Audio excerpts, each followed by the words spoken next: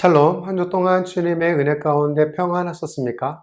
말씀의 자리로 나오신 여러분들을 예수님의 이름으로 사랑하고 축복합니다. 오늘 하나님께서 주신 말씀은 히브리서 12장 4절로 13절까지의 말씀입니다.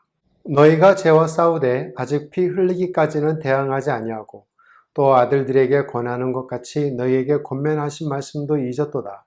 일러스되 내 아들아 주의 징계하심을 경히 여기지 말며 그에게 꾸지람을 받을 때에 낙심하지 말라. 주께서 그 사랑하시는 자를 징계하시고 그가 받으시는 아들마다 채찍질하심이라 하셨으니 너희가 참음은 징계를 받기 위함이라. 하나님이 아들과 같이 너희를 대우하시나니 어찌 아버지가 징계하지 않는 아들이 있으리요. 징계는 다 받는 것이오늘 너희에게 없으면 사생자요 친아들이 아니니라. 또 우리 육신의 아버지가 우리를 징계하여도 공경하였거든 하물며 모든 영의 아버지께 더욱 복종하며 살려 하지 않겠느냐. 그들은 잠시 자기의 뜻대로 우리를 징계하였거니와 오직 하나님은 우리의 유익을 위하여 그의 거룩하심에 참여하게 하시느니라. 무릇 징계가 당시에는 즐거워 보이지 않고 슬퍼 보이나 후에 그로 말미암아 연단받은 자들은 의와 평강의 열매를 맺느니라. 그러므로 피곤한 손과 연약한 무릎을 이렇게 세우고 너희 발을 위하여 곧은 길을 만들어 저는 다리로 하여금 어그러지지 않고 고침을 받게 하라. 한 정비사가 무더운 날씨에 자동차 정비를 마치고 갈증이 났습니다. 그는 선풍기 옆에 놓여있는 스포츠 음료와 비슷한 색깔을 갖고 있는 액체를 마셨어요. 맛이 좀 다르다고 생각했지만 맛이 좋았기에 그 음료를 다 마셨습니다. 한참 지나 동료로부터 그 음료가 브레이크 액이라는 사실을 알게 되었죠. 호텔에 하던 그 정비사는 담배를 피우려고 했습니다. 그때 동료가 담배 피우는 것은 몸에 나쁘다고 만류했죠. 그러자 그 정비사는 이렇게 말했습니다. 걱정 마. 나는 원할 때 언제든지 멈출 수 있어. 브레이크 액을 마셨거든.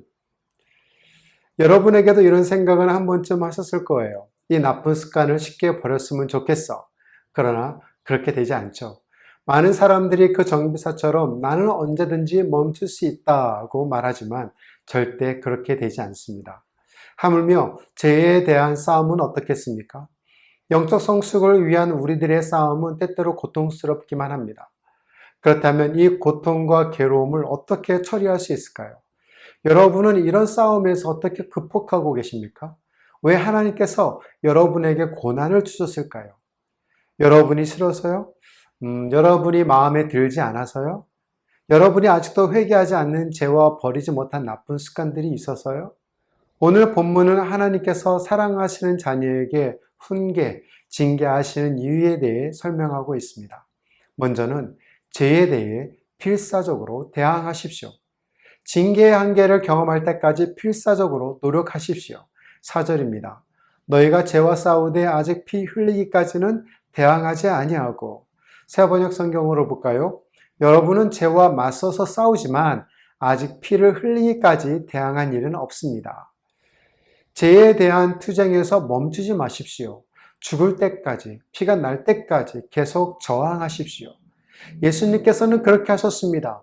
수치와 부끄러움을 개의치 아니하시고 십자가에서 우리들의 모든 죄를 다 담당하셨고 지금은 하늘 보좌 우편에 앉으셔서 저와 여러분을 위해 중보하고 계십니다.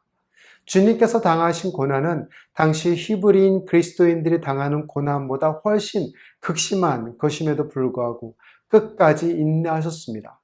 마찬가지로 히브리서의 수신자들뿐만 아니라 오늘날의 모든 그리스도인들에게도 접목이 되어야 할 부분이 아닐까요? 죄에 대해 끝까지 대항하십시오.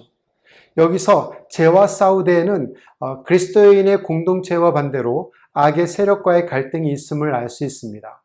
여기서 죄는 1절에서 언급된 죄 자체를 의미하는 것이 아니라 3절의 죄인들과 같이 악의 무리, 악의 세력을 가리키는 것이죠.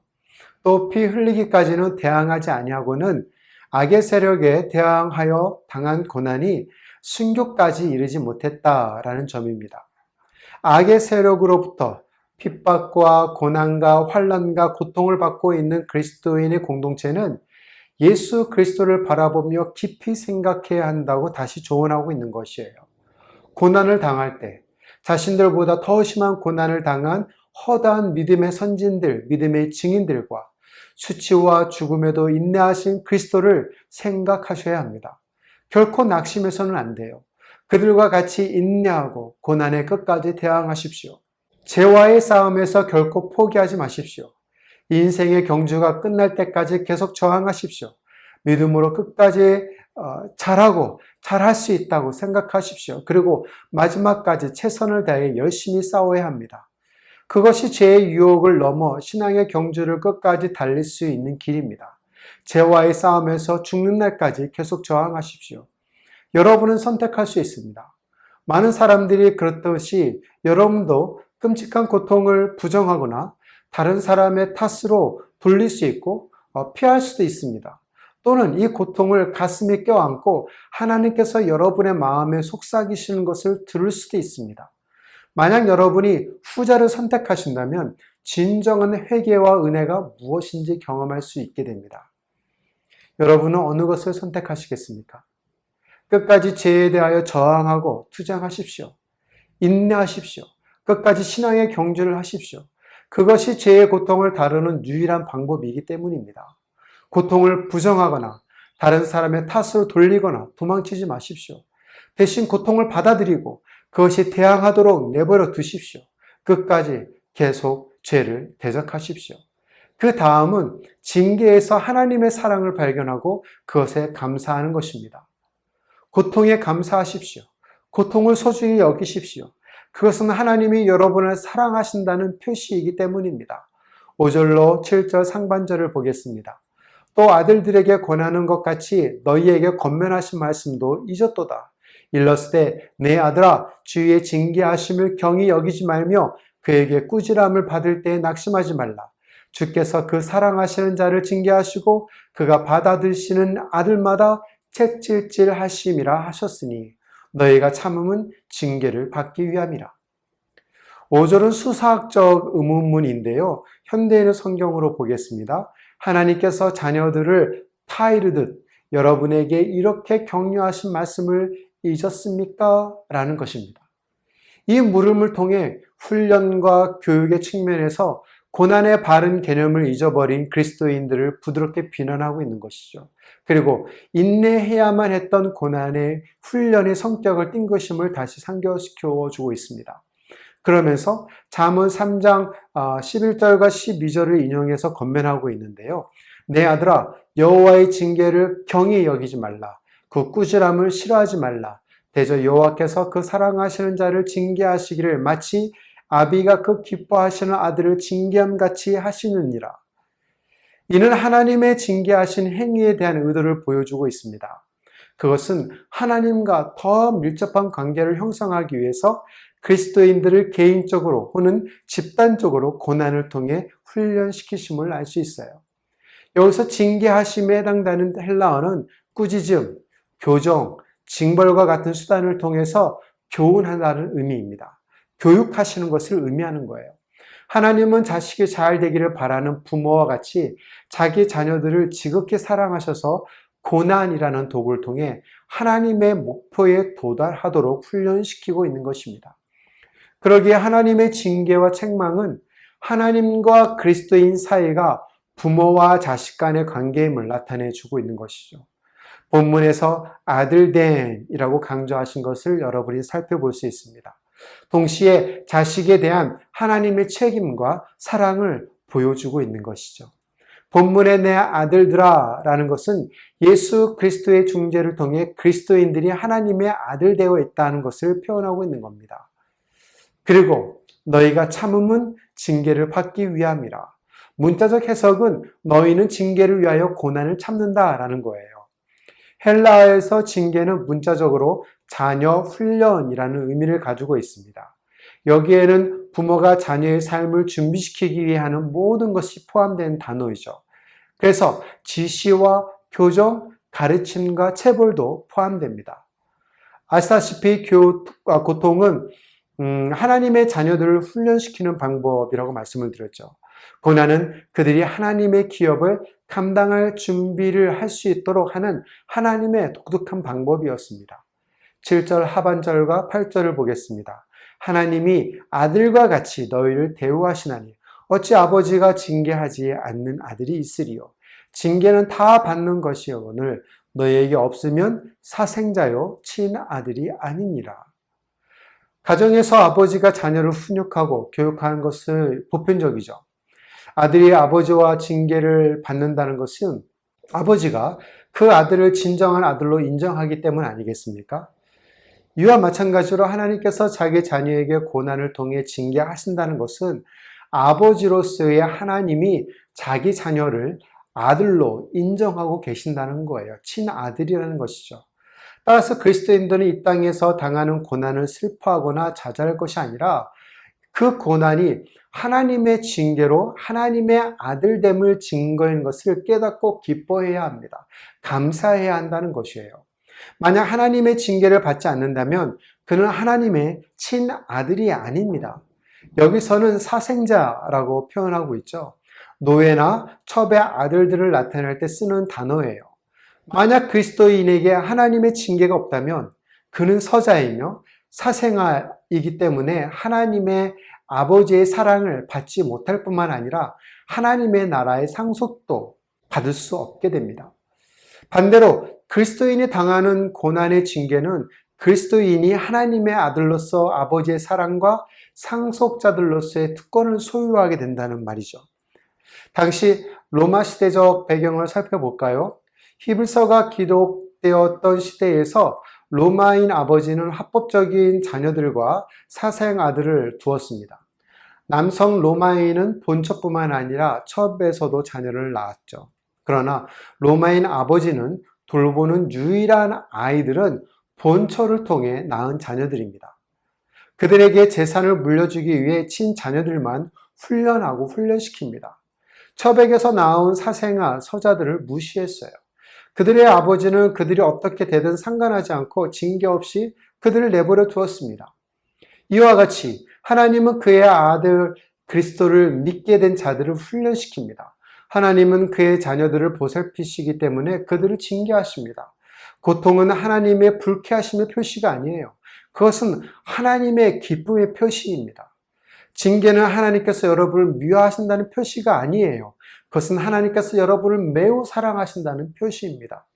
스리랑카 출신의 기독교 지도자인 아지스 페르난도는 이렇게 말을 했습니다. 각 문화권의 교회는 기독교인들이 그리스도 안에서 완전한 성숙으로 성장하는 것을 방해하는 신학적 맹점이 있습니다. 저는 서구교회에서 가장 심각한 신학적 맹점 중 하나가 고난에 대한 잘못된 이해한다고 생각합니다. 고통을 피하는 방법과 아플 때 어떻게 해야 하는지에 대해 많은 반성을 하는 것 같습니다. 우리는 고통으로부터의 탈출과 고통에 대한 치료에 대한 많은 가르침을 가르치고 있지만 고통의 신학에 대한 가르침은 불충분합니다.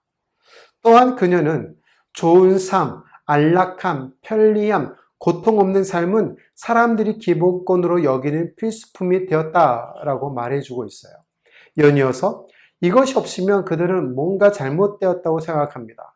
이러한 태도와 결과 중 하나는 영적 성장에 심각한 방해가 되고 하나님은 우리가 시련을 통해 성장하기 원하신다는 사실을 잊어버리게 됩니다. 그렇습니다. 여러분의 삶에 고난과 고통이 있을 때 여러분은 자신의 죄와 나쁜 습관 등을 생각하고 반성합니다. 하지만 그 고난과 고통이 하나님께서 주신 것이라면 여러분은 그것을 기쁨과 감사로 받아 인내하셔야 합니다. 왜냐하면 하나님은 여러분이 성장하기를 원하시기 때문입니다. 하나님은 여러분을 돌보시고 여러분이 더 좋아지기를 원하고 계십니다. 그렇기 때문에 하나님은 여러분을 징계하고 계시는 거예요. 그러므로 고통 중에도 여러분을 향한 하나님의 사랑을 의심하지 마십시오. 그 대신 징계가 하나님의 사랑의 증거를 감사하십시오. 그리고 어렵지만 징계를 삶 속에서 거룩을 연습하십시오. 9절로 10절입니다. 또 우리 육신의 아버지가 우리를 징계하여도 공경하였거든 하물며 모든 영의 아버지께 더욱 복종하며 살려 하지 않겠느냐. 그들은 잠시 자기 뜻대로 우리를 징계하였거니와 오직 하나님은 우리의 유익을 위하여 그의 거룩하심에 참여하게 하시느니라. 이 구절에서 최고의 권위를 소유하신 모든 영의 아버지와 피조물인 육신의 아버지를 대조시키고 있습니다. 육신의 아버지가 우리를 징계하여도 우리가 공경하는데 심지어 영의 아버지이신 하나님께서 징계하시면 우리는 당연히 복종하며 살아야 한다. 그 말 아니겠습니까? 여기서 살려는 생명으로 초대를 의미하는 것인데요. 종말론적 구원을 즐기는 것과 연결됩니다.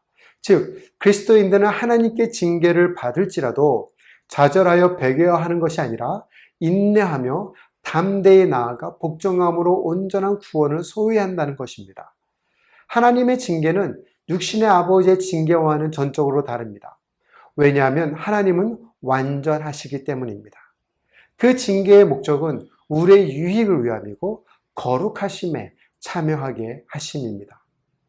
우리의 유익을 위하여는 하나님께서 자신의 자녀를 영적인 성숙과 거룩함에 이르도록 하는 것입니다. 또 거룩하심에 해당하는 헬라어는 그리스도의 대속을 통해 그리스도인이 공유하고 있는 하나님의 본질적인 성품인데요. 그리고 그것을 그리스도의 재림날에 완전하게 이루어집니다. 하나님은 그리스도인들에게 훈련의 성격을 띤 고난을 통해 하나님의 속성인 거룩하심을 참여하도록 하는 것입니다. 이렇게 훈련의 성격을 띤 고난은 궁극적으로 하나님께 주신 생명에 참여하는 것이며 종말론적 구원에 참여하는 것입니다. 11절을 볼까요? 무릇 징계가 당시에는 즐거워 보이지 않고 슬퍼 보이나 후에 그로 말미암아 연단받은 자들은 의와 평강의 열매를 맺느니라. 하나님의 징계가 그 당시에는 어려움과 슬픔을 가져다 주지만 그 후에는 놀라운 의의 평강의 열매를 맺게 해줍니다. 여기서 의의 평강의 열매는 종말론적 구원의 선물로서 하나님의 거룩함에 참여한다는 흔적입니다. 연단받은이라는 단어는 원래 헬라어로 겁나조인데요. 겁나조가 아닙니다. 겁나조, 헬라어입니다. 겁나조에서 김나지움이라고 하는 체육관이라는 단어가 유래돼서 나왔어요. 그러므로 하나님의 징계는 체육관과 같습니다. 믿음을 실천하는 곳이죠. 고생하고 땀 흘리는 곳입니다. 게으른 영적 근육을 자극해서 운동하는 것입니다. 하나님의 징계는 평생 연습이니 잘 활용하십시오. 쓰라는 것이 아니라 낫는 데 고통을 사용하십시오. 36년 경련의 네이버 실 베테랑인 윌리엄 제독은 오스틴에 있는 텍사스 대학교에서 2014년 졸업생들에게 졸업식 연설을 했습니다. 그는 자신의 강연 제목을 세상을 바꾸는 10가지 교훈이라고 했는데요. 윌리엄 제독이 이렇게 말을 했어요. 훈련하는 동안 매일 장거리 달리기, 긴 수영, 장애물 코스 및 시간의 체조 등 다양한 신체 활동에 도전합니다. 모든 훈련에는 표준이 있습니다. 즉, 충족해야 한다는 시간입니다. 이러한 기준을 충족하지 못하면 목록에 이름이 기재되고 목록에 기재된 사람들은 결국 서커스라는 훈련을 추가적으로 받게 됩니다. 그 서커스는 그들을 지치게 하고 그들의 영혼을 무너뜨리고 그들을 강제로 그만두게 하기 위해 고안된 2시간의 추가된 훈련입니다. 훈련생 아무도 그 서커스를 원하지 않아요. 서커스는 더 많은 육신적 피로를 의미했고 그 피로는 다음날 훈련 참여에 더 어려울 것이라는 것을 의미하고 있기 때문입니다. 다시 말해 표준 미달자로 기재될 가능성이 높다는 의미이죠. 하지만 네이버스의 훈련 중 거의 모든 훈련생들이 서커스의 이름을 올렸습니다. 그러나 항상 목록에 있던 사람들에게 흥미로운 일이 발생했습니다. 시간이 지나면서 2시간의 추가 훈련을 받은 훈련생들은 점점 더 강해졌습니다. 서커스의 고통은 내면의 힘을 키웠고 육체적인 회복력을 키웠습니다. 그런 다음 윌리엄 제독은 다음과 같은 말로 연설을 마쳤습니다. 인생은 서커스로 가득 차 있습니다. 여러분은 실패할 것입니다. 여러분은 아마 자주 실패할 수도 있습니다. 그것이 고통스러울 것입니다. 그것이 낙담될 것입니다. 때때로 그것은 여러분의 마음 깊은 곳까지 시험할 수 있습니다. 그러나 세상을 바꾸고 싶다면 서커스를 두려워하지 마십시오. 이것은 우리 모두에게 좋은 조언으로 생각되어집니다. 서커스를 두려워하지 마십시오. 고통을 두려워하지 마십시오. 더 강해지고 세상을 바꾸는 데 필요한 훈련을 두려워하지 마십시오. 그러기에 하나님께서 하라고 부르신 모든 일들을 하십시오. 또 그것이 그렇게 되도록 준비시키십시오. 하나님의 징계를 거역하지 마십시오. 대신 존경하십시오. 그것은 하나님의 사랑과 생명에 대한 증거이기 때문입니다. 12절로 13절을 보겠습니다. 그러므로 피곤한 손과 연약한 무릎을 일으켜 세우고 너희 발을 위하여 곧은 길을 만들어 저는 다리로 하여금 어그러지지 않고 고침을 받게 하라. 이 단락은 이사야서 35장 3절과 4절을 인용한 것인데요. 고난으로 인해 소진한 상태에 있는 그리스도인들에게 강하고 담대해질 것을 권면하고 있습니다. 너희는 약한 손을 강하게 하며 떨리는 무릎을 굳게 하며 겁내는 자들에게 이르기를 굳세어라. 두려워하지 말라. 보라, 너희 하나님이 오사 보복하시며 갚아주실 것이라. 하나님이 오사 너희를 구하시리라 하라. 아멘. 여기서 피가 나는 손은 불구가 된 손으로 아무것도 성취할 수 없는 것을 나타냅니다. 그러니 피곤한 손과 연약한 무릎은 철저하게 소진되고 좌절한 사람을 나타내는 표현이죠. 그런 그들에게 하나님은 세우라고 명합니다.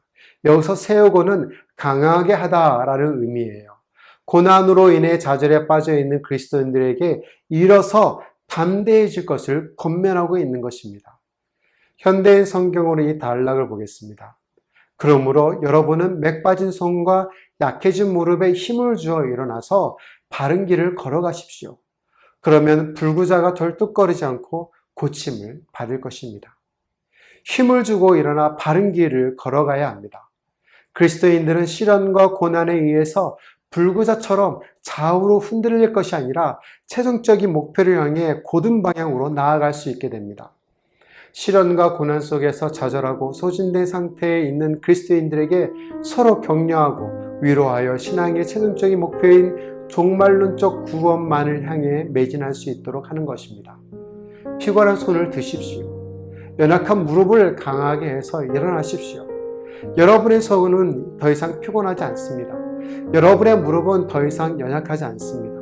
그러기에 바른 길로 걸어가십시오. 말씀을 맺도록 하겠습니다. 하나님의 징계를 존중하십시오. 그것을 거부하지 마십시오. 죄에 대해 끝까지 대항하십시오. 징계에서 하나님의 사랑의 증거를 감사하십시오.